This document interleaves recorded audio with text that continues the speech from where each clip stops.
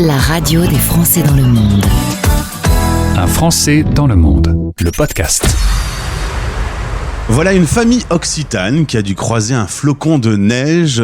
Tous, à leur naissance, ont eu un attrait pour le froid. On connaît bien la maman, Cécile, qui vient régulièrement sur notre antenne, chroniqueuse sur la radio des Français dans le monde. Elle m'a dit, mais parle à ma fille, Marie, qui a sans doute plein de choses à raconter sur la vie proche du cercle polaire.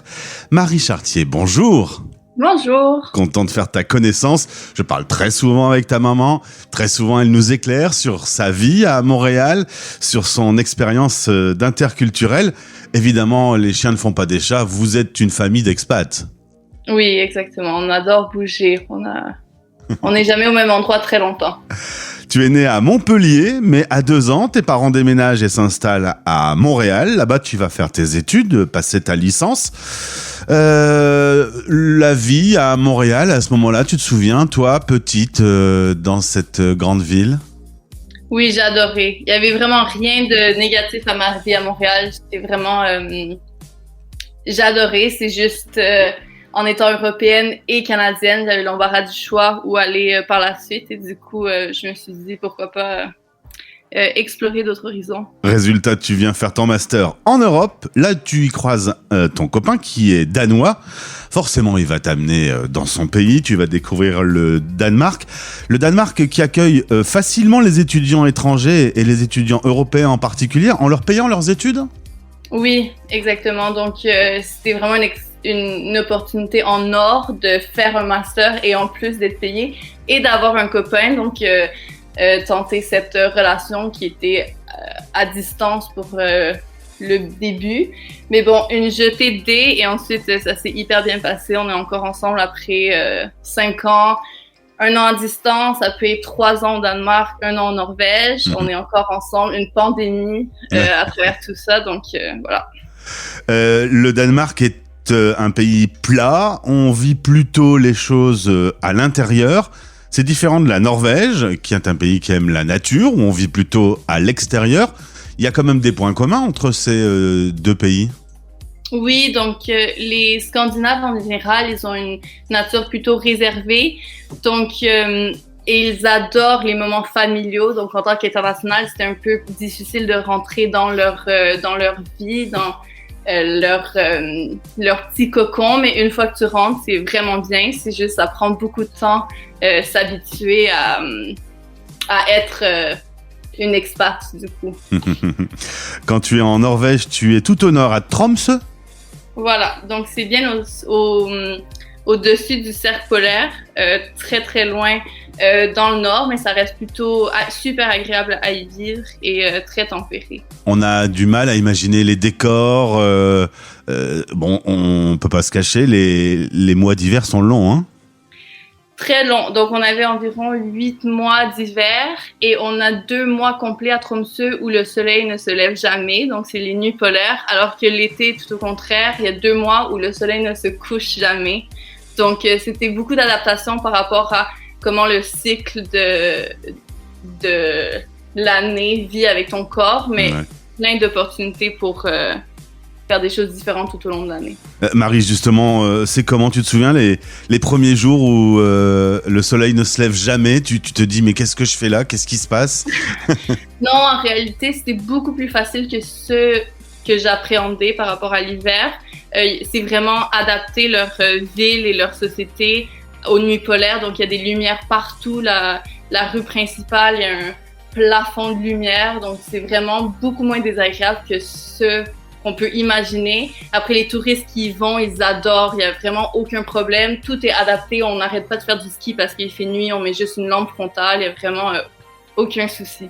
Et tu fais partie de la longue liste des invités que j'ai eu derrière ce micro, qui ont connu un truc que je rêve de voir, les aurores boréales.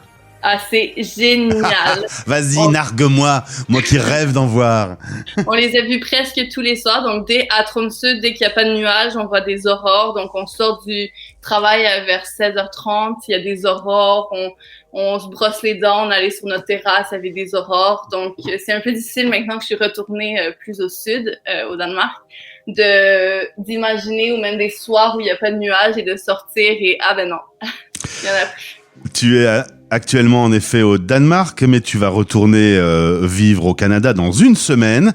Tu vas retrouver la famille, cette grande ville, 2 salles, 2 ambiances quand même, de retrouver une grande ville agitée par rapport à ce que tu vis aujourd'hui. Oui, je pense que ça va être beaucoup d'adaptation, mais en même temps, revoir tout mon monde, mes amis, ma famille, la nature canadienne, ça va vraiment faire du bien. Et juste une société un peu plus conviviale et où je vais me sentir peut-être un peu plus à l'aise et à ma place, ça va vraiment faire du bien. On va parler de cette convivialité puisqu'on va parler un peu de la vie dans les pays nordiques. C'est un truc que tu m'as dit plusieurs fois. À mon avis, ça a dû te marquer pas mal. Les gens sont assez différents qu'en Occitanie, hein, où on partage facilement un apéro. Là, c'est des gens plus réservés. Très réservé. Après, c'est pas désagréable. Je m'y suis vraiment habituée. Maintenant, retourner plus dans le sud où j'étais en vacances, quand les gens te parlent en terrasse, t'es un peu choqué parce qu'on est tellement habitué à ce que chacun vive sa vie, chacun se mêle de ses propres choses. Il y a peu d'interactions dans la vie de tous les jours. Donc, c'est un peu différent, mais vraiment, je m'y suis habituée. Ils se retrouvent en famille, ils se regroupent pour des repas, mais l'ouverture aux autres, accueillir un étranger, voire même un peu de racisme dans les pays scandinaves pour les personnes qui viennent d'ailleurs. Oui, il y a plusieurs obstacles à la vie, je pense, en tant qu'expat en Scandinavie. Mais avec du temps et surtout si tu apprends la langue, qui est quelque chose de plutôt difficile, mais les gens qui sont assez motivés pour apprendre la langue, je pense que ça débloque une vraiment grande barrière et que c'est beaucoup plus facile de rentrer dans leur société en tant qu'international. Marie, comment on dit la radio des Français dans le monde en Scandinave? Pardon? En Scandinave, oula, non. Je ne suis pas prête. C'est si dur que ça? Ah non. Mais écoute, tu me le diras, tu m'enverras un message WhatsApp. Je pense que tu demanderas à ton copain, il va savoir te traduire. Oui, voilà. Tu m'as dit également que la vie était chère. On s'installe à un bar, on boit une bière, ça coûte 12 €, là où ça coûte 3 € dans la ville où se trouvent nos studios, à Lille. Région de la bière quand même, hein, c'est une vraie raison aussi. Globalement, on va pas au resto, on limite ses sorties, c'est très cher. Voilà, au début du moins, quand on commence avec des salaires un peu plus de base, on s'habitue à rester plus à la maison, faire des repas entre amis chez soi, ce qui est aussi très agréable, mais définitivement, une bière à 12 € pour la bière de base, tu y penses 2 fois pour tes soirées à l'extérieur. Clairement, voilà. Si tu veux en boire 3, tu dois faire un crédit bancaire. Voilà. Et ton rapport au froid, on a touché un mot sur cette longue période d'hiver de 8-9 mois. C'est des températures qui peuvent descendre très très très bas. On vit comment? On s'enferme? On continue à vivre et à sortir? Non, on est toujours dehors en fait. On s'habille très bien, donc il y a beaucoup de couches de laine différentes et on s'adapte, on monte des montagnes, on enlève des couches, on les remet pour redescendre en ski. Donc, il y a pour moi aucun problème. C'est beaucoup plus chaud même qu'à Montréal. À Montréal, il y a des journées où personne sort dehors parce qu'il peut faire moins 30 et c'est vraiment désagréable. Alors que dans le Nord, aussi, tu es beaucoup plus actif dehors. Tu t'arrêtes jamais. Tu es toujours en ski ou en rando ou en raquette.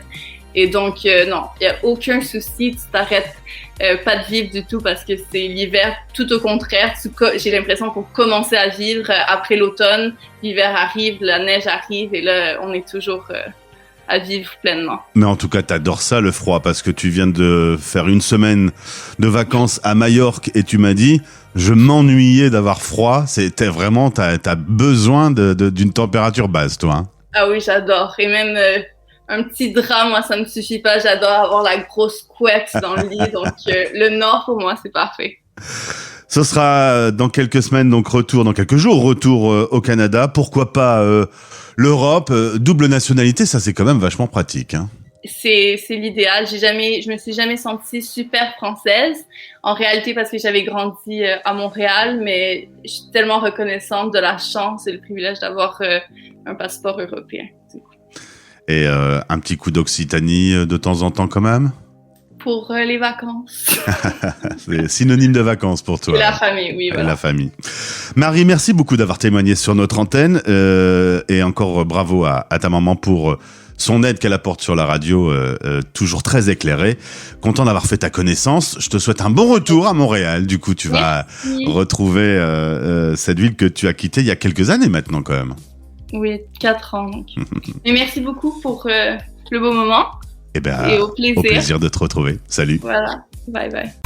Vous écoutez Les Français parlent aux Français. Parrainé par Bayard Monde.